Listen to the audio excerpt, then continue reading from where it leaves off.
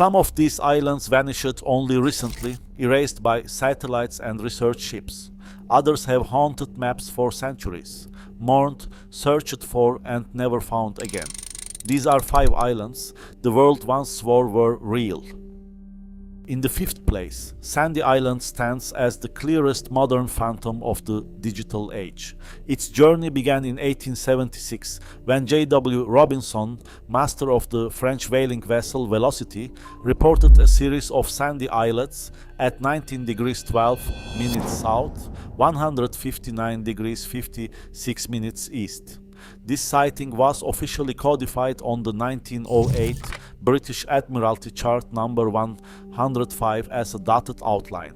For over a century, this single unverified coordinate migrated from paper charts to global digital databases, eventually embedding itself into modern satellite base maps and Google Earth.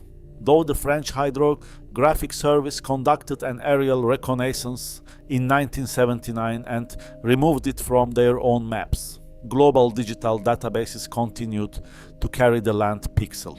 The definitive correction came in November 2012, when the Australian research vessel Southern Surveyor sailed directly to the plotted coordinates. Instead of sandy shores, the ship's echo sounder recorded a continuous water depth of 1,400 meters.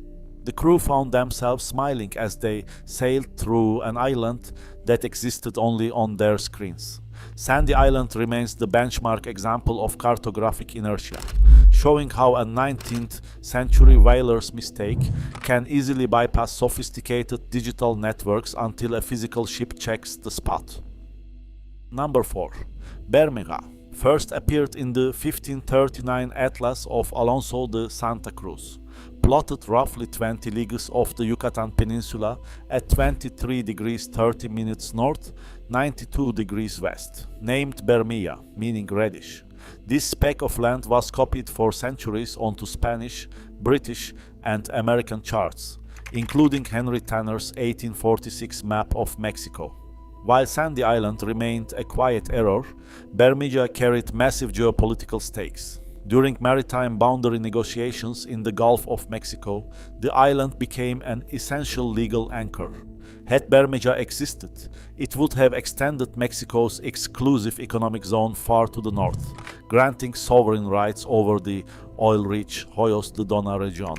To verify their claim, the Mexican Navy conducted sonar sweeps in 1997, finding nothing but open ocean. A definitive 2009 expedition by the National Autonomous University of Mexico confirmed the island's total absence, recording a uniform seafloor depth of over 2,000 meters. Following these results, the United Kingdom Hydrographic Office issued a formal deletion notice in 2009. The disappearance of this single dot from modern charts forced a renegotiation of maritime boundaries, proving that a cartographic error can reshape the legal and economic territory of entire nations. In the 3rd place, Thompson Island represents a cold water misidentification in the isolated stretches of the South Atlantic.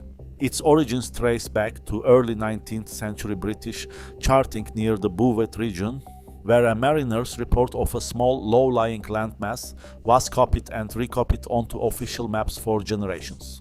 Sailing these sub-Antarctic waters meant contending with dense fog, pack ice, and extreme weather, conditions that frequently tricked even experienced sailors into mistaking ice floes or volcanic pumice for solid ground. The reported location was tied to the Bouvet region waters, a zone notorious for being incredibly difficult to traverse. The phantom remained on maritime charts until a technical check resolved the mystery. In mid-2018, the German research vessel Polarstern conducted cruise PS-113, using a multi-beam echo sounder to map the exact coordinates where Thompson Island was supposed to sit. Instead of a rocky outcrop, the soundings mapped a flat ocean floor covered by 1,200 to 1,350 meters of water. There was no shallow reef or hidden seamount rising toward the surface. The empty seafloor confirmed that the island was entirely an illusion, born of harsh weather and poor visibility. Unlike Bermeja, where sovereign territory and oil lease boundaries defined the search, the interest in Thompson Island is purely environmental. It illustrates how the intersection of physical isolation and human perception can distort our understanding of the globe, leaving behind a cautionary tale of cartographic inertia in the coldest corners of the earth. In second place, Tuanaki moves our search away from simple mapping errors and toward the fragile nature of human memory. Tuanaki first appeared on European maps in the late 18th century, notably on French charts that plotted a small landmass east of Mitiaro in the Cook Islands. In 1820, Captain John Murray reported sighting the island, adding another layer of physical documentation to these cartographic entries. Tuanaki is remembered by neighboring communities and passing ships alike. In the 1840s, missionary John Williams of the London Missionary Society recorded that the residents of Rarotonga spoke of a populated, vanished island, whose people had suddenly disappeared. This loss is traditionally dated to around 1842, a moment when the island seemingly slipped beneath the waves. The mystery gained formal weight in 1978, when the Cook Islands National Archives recorded oral histories from elders. Cultural custodian Mirakau recounted detailed generational accounts of the island's sudden absence, preserving a community-scale question that charts alone cannot settle. How a home to an entire community could vanish remains an open question. Some researchers suggest a catastrophic cyclone swept the low-lying sandy soil into the ocean, while others propose volcanic subsidence or a rapid unrecorded evacuation. Because no underwater survey has located a definitive submerged platform at the traditional coordinates of 21 degrees 30 minutes south, 159 degrees 30 minutes west, we are left with a quiet unresolved loss rather than a neat scientific answer. It suggests that some maps preserve not just errors, but the memory of a place that may have actually existed.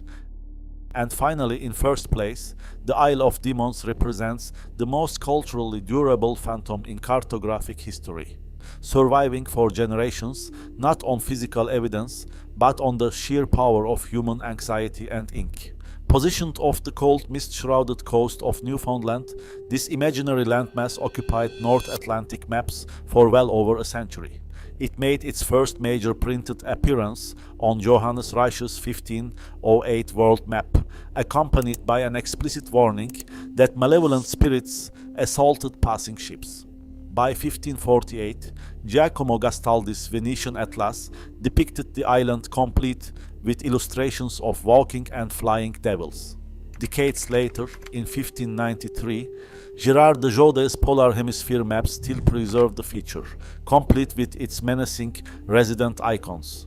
Unlike other phantoms that were born of simple calculation errors, this island found its true anchor in a harrowing human tragedy.